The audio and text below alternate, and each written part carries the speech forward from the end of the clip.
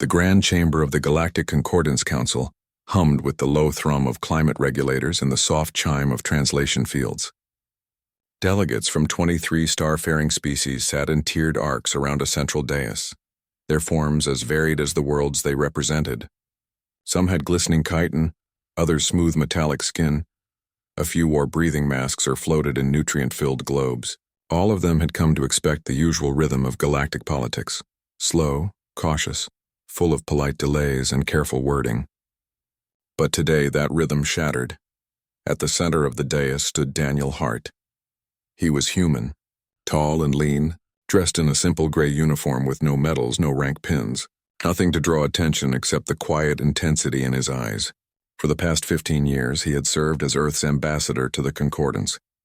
He had been patient, diplomatic, often the voice of reason during trade disputes or border tensions. Many in the chamber considered him predictable, even mild. That perception ended the moment he activated the holoprojector at his feet. A sphere of light bloomed above the floor, casting sharp shadows across the faces of the delegates.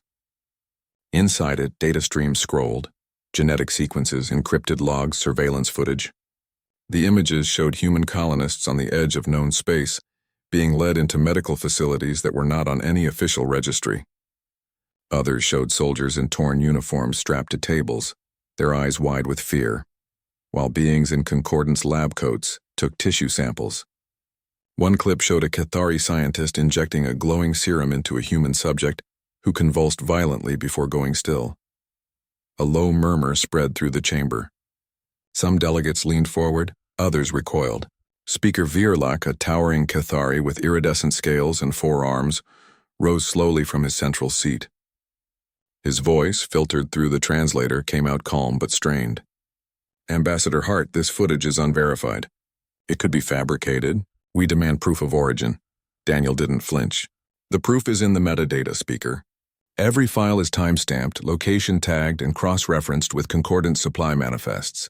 You supplied the sedatives. You authorized the transport ships. You approved the research grants under xenobiological compatibility studies. But you never told us the subjects were our people. You never told us they were never coming home." He paused, letting the silence stretch. The hum of the chamber seemed louder now, almost nervous. For years we turned a blind eye to rumors. We assumed misunderstandings. We trusted the Concordance's word. But trust requires honesty, and you have shown us none. Then he did something no ambassador had ever done in the history of the Council. He reached into his pocket and placed a small black device on the dais. It emitted a soft beep. Instantly, every human-linked terminal in the room went dark. The hologram vanished. The translation fields around human delegates flickered and died. A few gasped. Others stared in disbelief. "We are done," Daniel said, his voice low but carrying to every corner of the vast room. Effective immediately, the Terran Alliance severs all diplomatic, economic, and military ties with the Galactic Concordance. All human personnel will withdraw from Concordance space within 72 hours.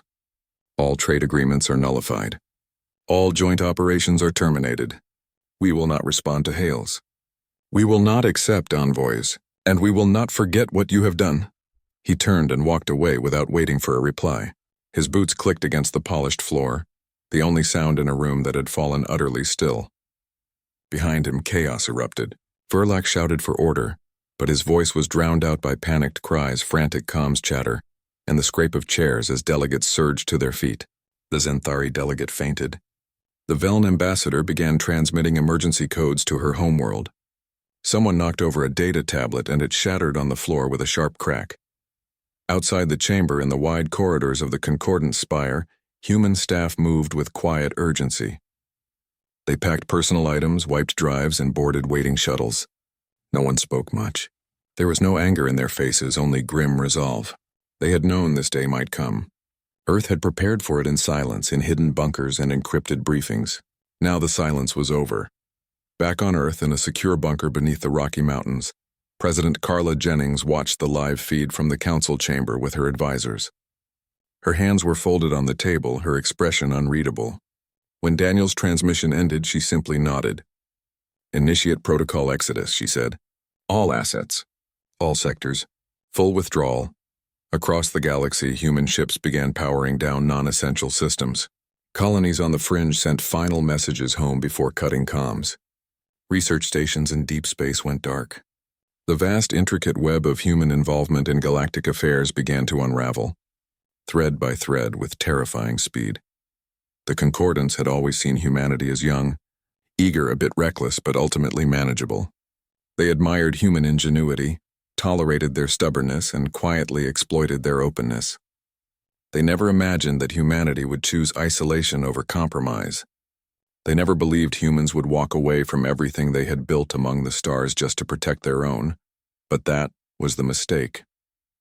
Humans weren't just another species seeking a seat at the table.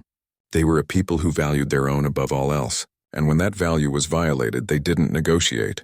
They left. By the time the Concordants recovered enough to send a formal inquiry, the human embassy was empty.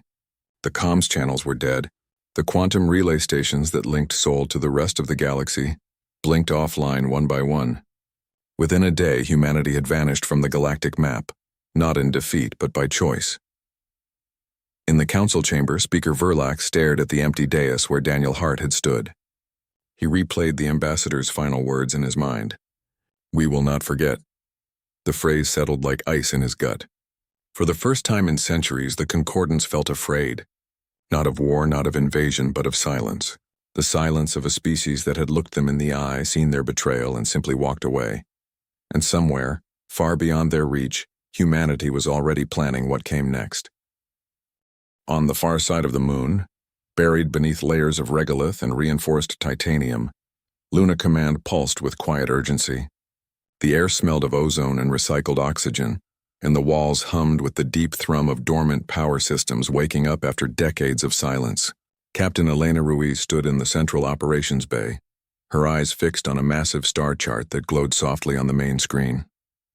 Tiny red markers blinked to life across the void, first a few, then dozens, then hundreds. Each one represented a ship. A human ship, and none of them were supposed to exist. Project Veil had been a ghost in Earth's defense archives, a contingency plan so extreme it was never meant to be used. Conceived during the cold silence, the uneasy decades after first contact when humanity realized the galaxy was watching but not necessarily friendly, Veil called for the secret construction of a shadow fleet. Not just warships, but stealth-modified cruisers, AI-piloted interceptors, sensor-dampening frigates, and supply haulers retrofitted with cloaking fields. They were built in hidden shipyards orbiting Neptune, assembled inside hollowed-out asteroids near the Kuiper Belt, and parked in silent orbits around dead moons. All of it funded through black budgets, all of it erased from official records. Now for the first time, Veil was real. Elena tapped her comm. "Confirm activation on all sectors." "Sector Alpha online," came a calm voice, Beta responding. "Gamma fleet powered up." "Awaiting orders," she exhaled slowly. This was it. No turning back. Her fingers danced across the console, sending encrypted pulses through the SolNet, a private quantum network Earth had quietly built alongside the Concordance's public grid. Every human vessel within known space received the same message: return to Sol or vanish. No explanations, no delays. Just go. Out near the edge of the Helios system, the freighter Marlowe's Hope cut its engines. Captain Derek Lynn stared at the message blinking on his screen. He'd been hauling grain to a joint human Cathari colony when the diplomatic blackout hit. Now this. He didn't hesitate. He rerouted course, killed his transponder, and engaged the old-school ion scrambler his grandfather had installed, just in case. Within minutes, his ship disappeared from every tracking system in the sector. On Mars, in a subterranean lab beneath Olympus Mons, engineer Liam Foster worked through his third straight night. Sweat beaded on his forehead as he rerouted fiber optic lines and severed quantum entanglement relays. His job was simple: disconnect Earth from the galactic comms web. The Concordance used a shared network called the Nexus, a web of entangled particles that allowed instant communication across light years. Humans had joined it willingly, trusting the system. Now that trust was poison. Every relay had to be cut, every backdoor closed. Liam's hands moved fast, guided by years of practice and a deep, quiet anger. He remembered his cousin, a medic stationed on Xylos 7 who'd vanished 2 years ago during a routine medical exchange. No body. No record, just gone. Now he understood why. As the last relay powered down, the lights in the lab flickered. A soft chime echoed through the facility. Silence followed. Total, absolute silence. The constant background hum of off-world chatter, the news feeds, the trade updates, the distant voices of alien diplomats, was gone. Earth was alone again, and for the first time in a generation, that felt like safety. Back at Luna Command, Elena watched as human ships began to respond. Some were close. Scouts near Jupiter, mining tugs near the asteroid belt. Others were far. A science vessel studying a neutron star in the Perseus Arm, a diplomatic shuttle stranded near the Veln homeworld. Each one either altered course for Sol or dropped off the grid entirely. The Concordance scrambled to track them, but human stealth tech, long dismissed as primitive, proved eerily effective. Thermal signatures vanished. Radar returns showed empty space. Even gravimetric sensors found nothing but cosmic dust. The Concordance didn't understand. They thought human engineering was loud, inefficient brute force. They didn't know that humanity had spent the last 50 years learning to hide. While the galaxy watched their flashy new dreadnoughts and orbital cities, Earth built quiet things. Things that didn't shine. Things that waited. On Titan, a maintenance crew aboard the ice harvesting platform Cassini's Dream received the recall order. They sealed the reactor, flooded the lower decks with inert gas, and boarded their escape pod. Before they left, they planted shaped charges on the main support struts. As their pod lifted off, the platform collapsed into the methane sea below, taking all its data and any chance of concordant salvage with it. In the belt, asteroid miners powered down their drills and activated emergency protocols. Families packed what they could into cramped shuttles. Children clutched stuffed toys while parents double-checked oxygen levels. No one panicked. They'd trained for this, not for war, but for withdrawal, for going dark.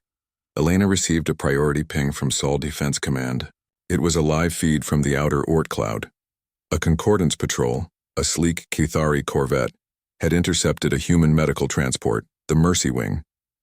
The ship carried no weapons, only supplies and 24 patients from a frontier clinic. The Kithari demanded it powered down for inspection. Elena's jaw tightened. She opened a secure channel. Mercy Wing, this is Luna Command.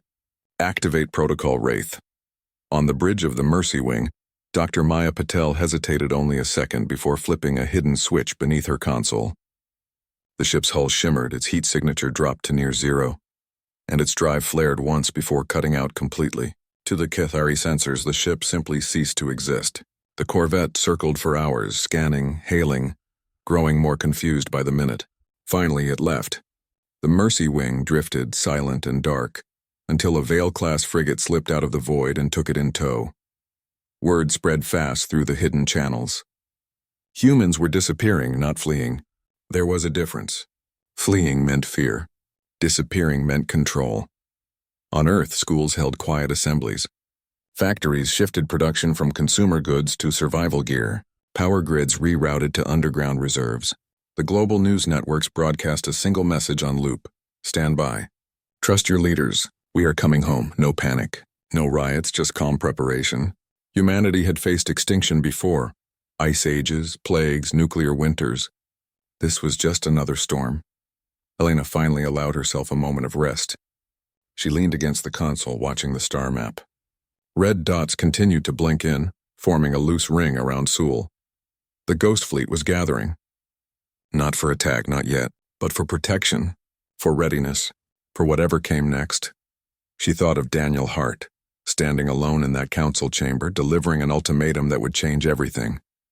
He hadn't done it out of rage. He'd done it because he knew what came after silence.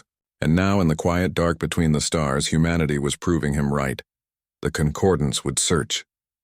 They would send scouts, offer bribes, plead for talks, but they wouldn't find what they were looking for. Because humans weren't hiding in fear. They were waiting in strength. And in the silence, they were building something new, something the galaxy had never seen and would never understand until it was too late. Months passed and the galaxy grew uneasy. The Concordance had expected outrage, maybe even a small war, but not silence. Not this deep total absence. Human trade ships no longer appeared at the great orbital markets. Human engineers stopped maintaining the grav stabilizers on Concordance freighters, causing delays and near collisions. Medical research stalled. Human biodata had quietly powered half the galaxy's healing tech, and without it, new treatments ground to a halt. The absence was felt everywhere, like a missing tooth that ached with every breath. Panic began in whispers. Then it spread. The Cathari stock exchanges dipped. The Veln halted expansion into new systems. Even the proud Zenthari, who rarely spoke to outsiders, sent quiet inquiries through back channels. Where were the humans? What were they doing? No one knew. Scans of Sol space showed only quiet planets and empty stations. Human colonies on the fringe had been abandoned, cleanly, methodically, as if the people had simply stepped out for a moment and never returned. Then the first ghost sighting happened. It was on the ice moon of Xylos 7, a place once shared by humans and Cathari for mineral mining. After the severance, the Cathari took full control. One night, their sensors picked up a faint energy signature near the old human sector. A patrol team went to investigate. They found a derelict freighter drifting in low orbit, its hull pitted with micrometeorites but otherwise intact. The ship's name was barely visible. Carter's Resolve. Inside, the air was cold and still. No bodies, no signs of struggle. Just rows of empty cryopods lined along the walls, each labeled with a name. Carter, Maya, Derek, Lena, Joel. All human. All gone. The ship's logs had been wiped clean except for one entry, carved by hand into the metal wall of the bridge. We remember. The Cathari team reported it as a derelict, possibly abandoned during the withdrawal. But privately they were shaken. The cryopods were functional. The life support had been shut down manually. Someone had left the ship on purpose, and they had left a message. More sightings followed. A concordant scout near the Helios rift picked up a phantom comms burst, a human voice saying only, "Check your labs." Then static. A mining outpost on Gethra 4 was found empty. Its entire staff vanished, but the mess hall table was set for dinner, plates still warm. On the desert world of Varnus, a lone Veln researcher discovered a buried data chip in the sand. It contained footage of human prisoners being experimented on, footage the concordants had sworn didn't exist. The chip self-destructed after one viewing, leaving only a smell of burnt plastic and a single word etched into the reader. Remember. Fear turned to dread. The humans weren't just gone. They were watching, and they were reminding the galaxy of what it had done. The Concordance Council held emergency sessions, but no one had answers. Some delegates argued the sightings were hoaxes. Others whispered that humans had developed new stealth tech beyond comprehension. A few even suggested they'd made a deal with an unknown power in the dark zones of the galaxy. But the truth was simpler and far more terrifying. Humanity had not vanished. They had gone quiet to prepare. Back in Sol space, life continued, but not as before. Earth cities ran on rationed power. Mars focused on food production and defense. The belt became a fortress of hidden shipyards and sensor nets. Children learned survival skills alongside math. Adults trained in emergency protocols. There were no celebrations, no grand speeches, just steady, quiet work. The people knew why they were doing it. They remembered the footage Daniel Hart had shown the council. They remembered the names of the missing. They remembered the betrayal. On Luna Command, Elena Ruiz studied the latest intel. Concordance patrols were growing bolder, pushing closer to human-controlled space. They were testing boundaries, looking for weakness. She knew it was only a matter of time before they crossed the line. When they did, humanity would be ready. But readiness wasn't just about weapons. It was about truth. And so, small teams of human operatives, trained, silent, and utterly loyal, began slipping back into the outer systems. Not to fight, not yet, to bear witness, to leave reminders, to make sure the galaxy never forgot what it had done. One such team, led by a former scout named Joel Reed, infiltrated a decommissioned Concordance research station near the Cygnus Expanse. Inside they found records, thousands of files on human subjects, genetic modifications, neural mapping. Joel copied everything, then set timed charges. Before they left, he used a laser cutter to etch a single phrase into the main lab door. "You thought we were prey. Now you'll learn what predators look like." The explosion lit up the dark for hours. The Concordants called it sabotage. The humans called it justice. Rumors spread faster than facts. Some said human ships could bend light around them. Others claimed they used black holes as hiding spots. A fringe cult on the Veln homeworld began preaching that humans were avatars of an ancient cosmic judge, returning to cleanse the unworthy. The Concordance dismissed it as hysteria. But in private, even their highest generals checked their sensors twice. The silence from Sol remained unbroken. No hails, no signals, no demands, just absence and the occasional ghost. Then came the night the Starward Hope, a Cathari luxury liner carrying diplomats and their families, passed near the edge of the old human trade lane. Its captain reported a flicker on long-range scans, just a shadow, gone in a second. Moments later, every screen on the ship displayed the same image, a list of names. Human names. The missing, the experimented on, the dead. The display lasted 10 seconds. Then it vanished. The ship's systems returned to normal. But no one on board ever forgot what they saw. The Concordance tried to downplay it. They blamed system glitches, rogue AIs, even cosmic radiation. But the truth settled into their bones like frost. Humanity hadn't just left. They had become something else. Something patient, precise, and unforgiving. And in the quiet dark between the stars, the humans waited. Not for revenge, not yet, but for the moment the galaxy would finally understand. You do not take from humans and walk away untouched. You do not hurt their people and expect silence to last forever. The ghosts were just the beginning. The silence broke not with a roar, but with a ripple. Deep in the Helios Rift, a twisted stretch of space where gravity bent light and time stuttered, a distortion bloomed. Not an explosion, not a warp jump, but a slow unfurling of space-time itself. From the shimmering tear emerged a single ship.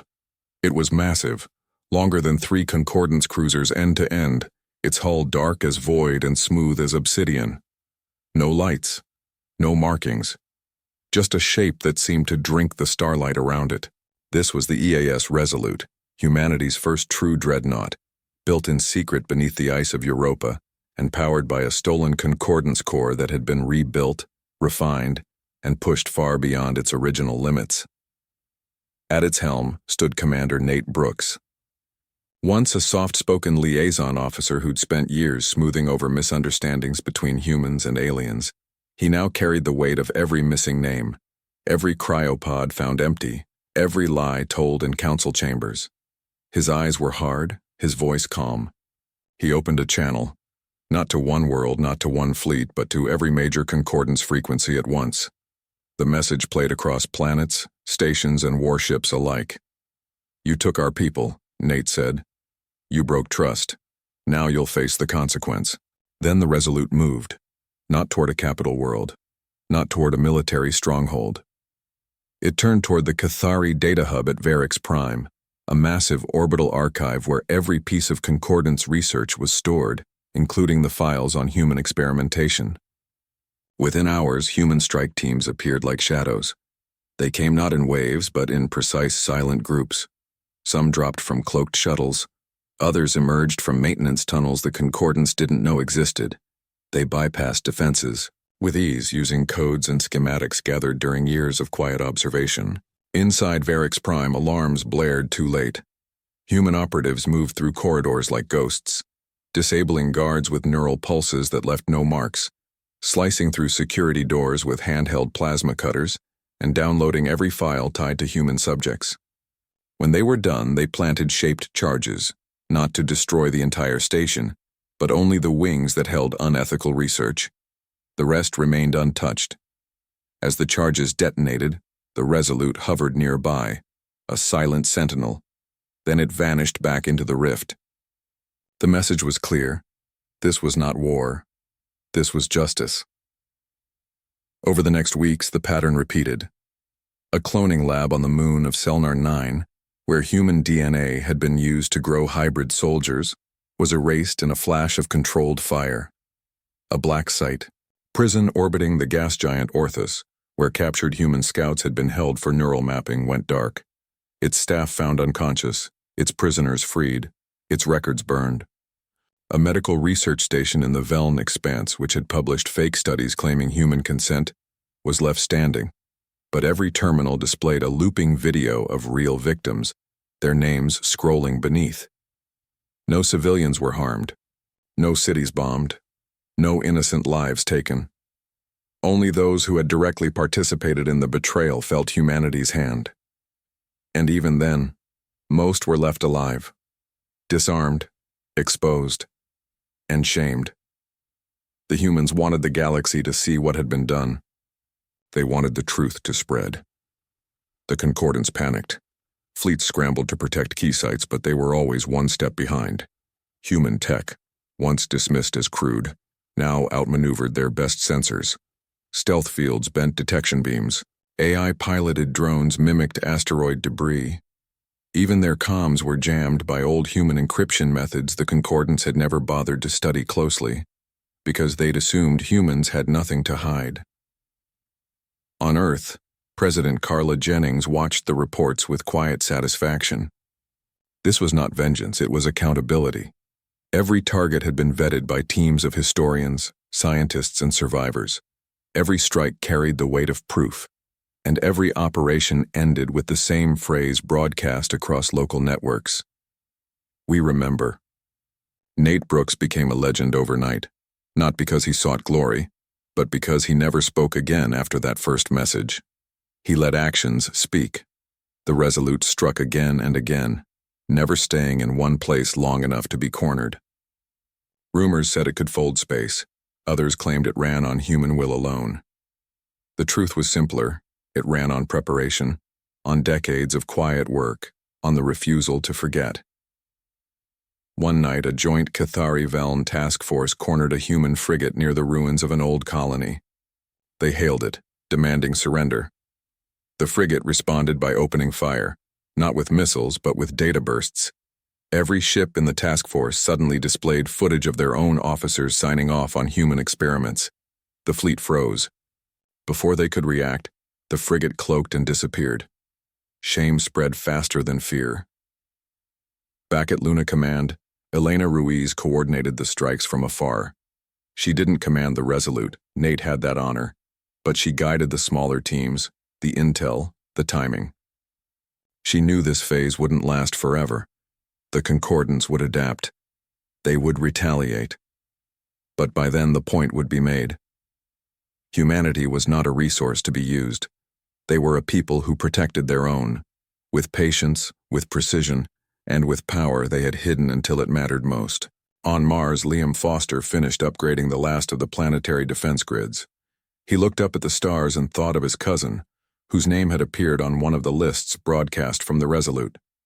He didn't smile, but he stood a little taller. The galaxy had thought silence meant weakness. They were wrong. Silence had been the calm before the reckoning.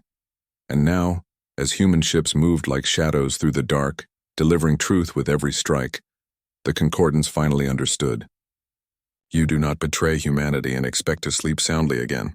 The Resolute's final strike came at the Concordance's central research command on the neutral world of Thelis. Nate didn't destroy it. He landed the dreadnought in the main plaza, walked alone into the building, and placed a single data crystal on the council table. Inside were full confessions signed by the lead scientists admitting to every crime. Then he left. The Resolute lifted off and vanished into the stars. No one followed. No one dared. The Concordance spire hung in orbit above the neutral world of Thelis, its silver spires glinting in the pale light of a distant sun. For weeks it had been a place of fear and confusion. Now it was a place of quiet desperation. The council had fractured. Some species demanded war. Others begged for peace. Most just wanted the nightmare to end. After the Resolute's final visit, the dreadnought landing like a silent judge, leaving only truth behind, the Concordance knew they could not fight what they could not find. And they could not ignore what they now fully understood. So they did the only thing left. They sent a message to the edge of Sol space. A white signal. A plea for talk. 3 days later, a small human shuttle drifted into the agreed-upon zone, far from any fleet or station. It was unmarked, unarmed, and alone. Inside sat Daniel Hart, Elena Ruiz, and Nate Brooks. They wore no uniforms, carried no weapons, and showed no fear. They simply waited. The Concordance delegation arrived in a gleaming envoy vessel, its hull polished to a mirror shine. Speaker Virlak led them, his scales duller than before, his posture less proud. He stepped into the shuttle's airlock with 2 aides and found the humans seated at a plain metal table. No grand stage, no audience. Just 4 beings in a quiet room floating between stars. Daniel spoke first. You have 10 minutes. Verlac swallowed hard. We come in peace. We seek to mend what was broken. Mend, Elena said, her voice cool. You don't mend trust by cutting it open and stealing pieces. Nate said nothing. He just watched, his eyes steady. Verlac placed a data chip on the table. We have ratified the Human Sovereignty Accord. Full disclosure of all past operations. Reparations in resources, technology, and territory. A permanent ban on any research involving human biology without direct witnessed consent. And a new council seat, equal to all others for Earth. Daniel picked up the chip but did not look at it. And if we say no? The question hung in the air like ice. Verlac's hands trembled slightly. Then we understand. But we beg you, do not vanish again. The galaxy is weaker without you. Not because we need your trade or your tech, but because we need your conscience. For the first time, Daniel's expression softened just a little. Our conscience never left. You just stopped listening. He set the chip down. We will review your terms. If they are honest and complete, then limited contact may resume. One station, one channel, one representative. No fleets near Sol space, no probes, no accidental scans. You will respect our borders as we once respected yours, Guillermo. And if we break this? Verlac asked quietly. Elena leaned forward. Then we disappear again. And next time we won't come back to talk. The meeting ended there. No handshakes. No promises beyond the words spoken. The humans returned to their shuttle and left without another word. The Concordance delegation watched them go, feeling not relief but awe. They had expected anger, demands, maybe even threats of war. Instead, they got clarity, and that was far more powerful. Back in Sol space, Earth's leaders gathered in the underground chamber beneath the Rockies. The accord was studied line by line, word by word. Every clause checked against known Concordance behavior. Every promise tested against past lies. After 3 days, President Carla Jennings gave the final order. Accept the terms, but with one addition. A human observer would be stationed at every Concordance research facility that had ever touched human data. Not to spy, to witness the galaxy change that day. Not with a treaty signed in gold ink, but with a quiet understanding. Humanity was not a junior partner. They were not a resource. They were a people who had walked away from everything to protect their own, and returned only when justice was done. In the months that followed, human ships began to appear again, but differently. No more freighters hauling grain to alien markets. No more engineers fixing alien engines. Instead, sleek, silent vessels patrolled the edges of human space, watching. The Resolute was never seen again, but its legend grew. Some said it guarded the outer dark. Others claimed it waited in the Oort cloud, ready to return if needed. The truth didn't matter. The fear and the respect did. On Mars, children played in domes filled with real grass, grown from seeds saved during the silent years. On Luna, new recruits trained not just in combat, but in ethics, history, and diplomacy. Earth rebuilt, not to impress the galaxy, but to honor those who had been lost. The Concordance kept its word. Reparations flowed. Records were opened. Former scientists faced trials on their own worlds. The names of the missing were added to public memorials across 23 systems. And every year, on the day diplomacy was severed, a single human ship would appear near Thelis, drop a data crystal containing new evidence of past crimes, and leave. No message. Just memory. Daniel Hart never returned to the council chamber. He retired to a quiet farm in Oregon, where he grew apples and taught history to local kids. Elena Ruiz took command of the new Sol Defense Network, ensuring no betrayal would ever go unseen again. Nate Brooks vanished from public view, but rumors said he sailed the Pacific on an old wooden boat, finally at peace.